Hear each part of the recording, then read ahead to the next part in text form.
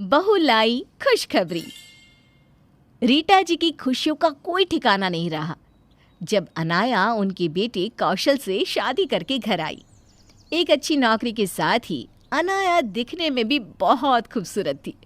उसका शरीर बहुत फिट था क्योंकि वो अपनी सेहत का अच्छा खासा ख्याल रखती थी। शादी के कुछ दिनों बाद, अरे अनाया बहू, ये सुबह सुबह जिम वाले कपड़े पहनकर कहाँ जा रही हो? मम्मी, आप जानती हो ना वो अपनी हेल्थ का कितना ध्यान रखती है। हाँ मम्मी जी, मॉर्निंग वॉक और एक्सरसाइज करने के लिए ही तो सुबह सुबह उठ जाती हूँ। फिर ऑफिस भी तो जाना होता है ना। अच्छा अच्छा, ठीक है बेटा, जा। अनाया के ऑफिस जाने के बाद रीटा की पड़ोसन कल्याणी उनके घर आती है। अरे आओ आओ कल्याणी बहन, आज बड़े दिन बाद आई हो। ये लो रीटा, लड्डू खाओ, मुंह मीठा करो। मेरी बहू प्रेग्नेंट है। इसी खुशी में मोतीचूर के लड्डू लाई हूँ। अरे क्या बात है। तुम्हारी बहू ने तो बहुत जल्दी खुशखबरी सुना दी। अभी तो शादी को 4 महीने ही हुए हैं ना, और बहू नौकरी भी तो करती है। अरे तो क्या हुआ रीटा, जितनी जल्दी बच्चा हो जाएगा वो फ्री हो जाएगी। और नौकरी का क्या है, वो तो जिंदगी भर करनी है ना। हाँ वो बात भी है। अब मेरी बहू अनाया को देखो, नौकरी और फिगर के चक्कर में बच्चा पैदा करने को तैयार ही नहीं।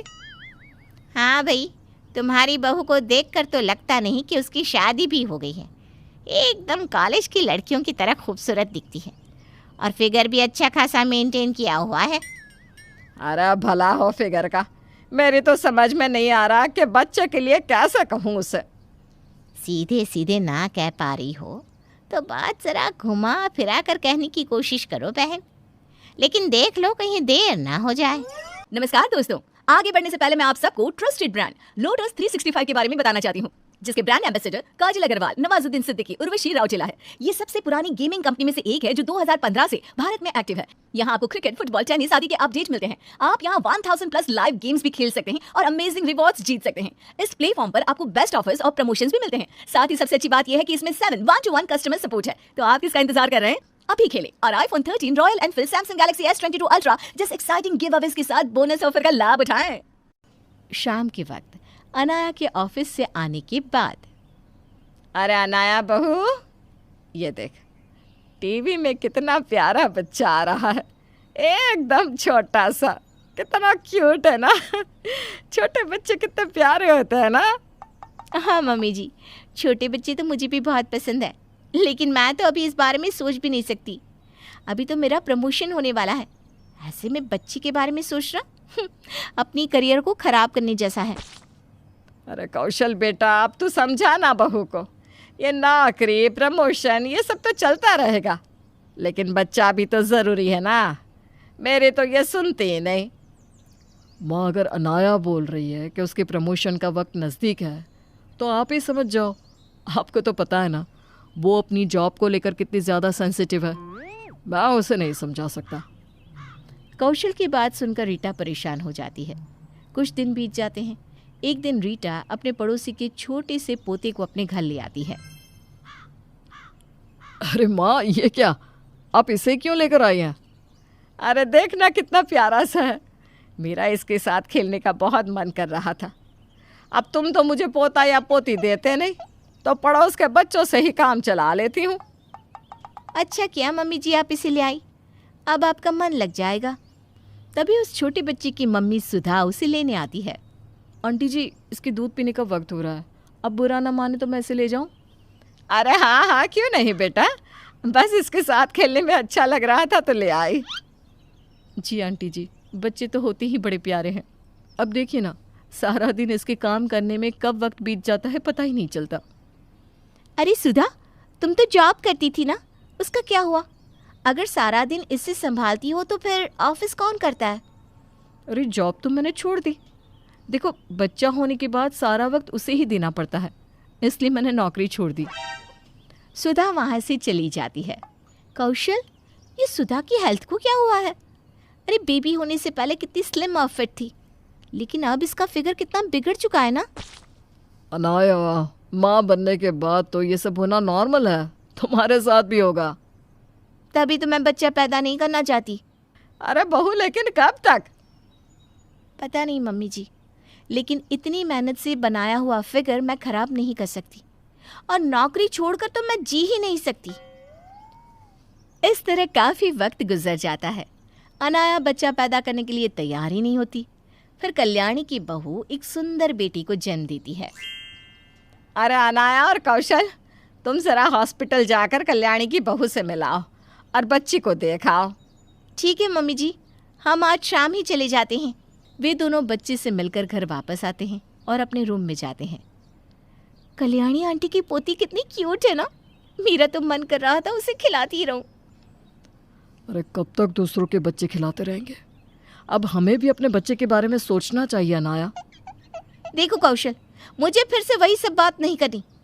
अभी मुझे नींद आ रही है, सुबह जल्दी ऑफिस जाना है। अगले दिन ऑफिस में। एक बात बता, ये जो मैम हमारे ऑफिस में नई आई हैं, ये हमेशा इतनी उदास क्यों रहती है? मैंने इन्हें कभी हंसते ही नहीं देखा। अरे तुझे पता नहीं क्या, इनके बच्चे नहीं है। शादी को 5 साल हो चुके हैं। बेचारी इस बात से बहुत परेशान रहती है। ओह, तो ये बात है। लेकिन बच्चे क्यों नहीं हुए? क्या इनको कोई प्रॉब्लम है? पता नहीं यार, मुझे ज़्यादा कुछ नहीं पता। अनाया की सहेली वहाँ से चली जाती है, लेकिन अनाया से रहा नहीं जाता और वो अपने ऑफिस की उस एम्प्लॉय के पास जाती है। एक्सक्यूज़ मी मैम, कैसी हैं आप? वो एक्चुअली जब से आपने ज्वाइन किया है ना, मेरी आपसे एक बार भी बात नहीं हुई। हाँ आओ ना, बैठो। ऑफिस में सब तुम्हारी बहुत तारीफ़ करते हैं। काफ़ी कम उम्र में काफ़ी कुछ किया है तुमने। सब कहते हैं तुम अपने काम में बहुत अच्छी हो। जी थैंक यू सो मच। वो क्या है ना, मुझे अपनी जॉब पसंद है, मुझे काम करना अच्छा लगता है, इसलिए। कुछ साल पहले तक मेरे साथ भी कुछ ऐसा ही था। वैसे एक बात कहूँ, अपने काम से प्यार करना अच्छी बात होती है, लेकिन उसके पीछे कभी भी अपने घर और अपनी जिम्मेदारियों से पीछे मत हटना, वरना तुम्हारे साथ भी मेरी तरह होगा। क्या मतलब? आप कहना क्या चाहती हैं? देखो, जब शादी के बाद मैं जॉब कर रही थी तो मुझे लगता था मैं हमेशा अपनी जॉब में तरक्की करूँगी, और इसकी वजह से मैंने प्रेग्नेंट होने पर अपना अबॉर्शन करवा लिया, और उसी की वजह से मैं फिर कभी माँ नहीं बन पाई। ओह, ये तो बहुत बुरा हुआ, ऐसा नहीं होना चाहिए था। अनाया अपने घर आ जाती है, लेकिन आज वो परेशान थी। अरे बहू, ले मुंह मिठा कर। जानती है, कल्याणी की बहू को एक बड़ी कंपनी से जॉब का ऑफर आया है। बेटा होते ही भाग खुल गया उसके तो। मम्मी जी, अब सही कहती थी। मुझे अब अपने बच्चे के बारे में सोचना चाहिए, कहीं ऐसा ना हो कि देर हो जाए। अरे क्या हुआ अनाया, तुम ये सब बातें क्यों कर रही हो? क्या हुआ है, सब ठीक तो है ना? कौशल, मुझे समझ में आ गया है। मम्मी जी ठीक कहती थी, फिगर तो मैं बाद में भी बना सकती हूँ, लेकिन अगर एक बार कुछ गलत हो गया तो उसकी भरपाई ज़िंदगी भर नहीं हो पाएगी। जिस वजह से भी सही, लेकिन मैं ये जानकर बहुत खुश हूँ बेटा कि आखिर तुम्हें मेरी बात समझ में आ गई। उसके बाद कुछ दिन बीतने पर अनाया ने अपने परिवार को अपने प्रेग्नेंट होने की खुशखबरी सुना दी।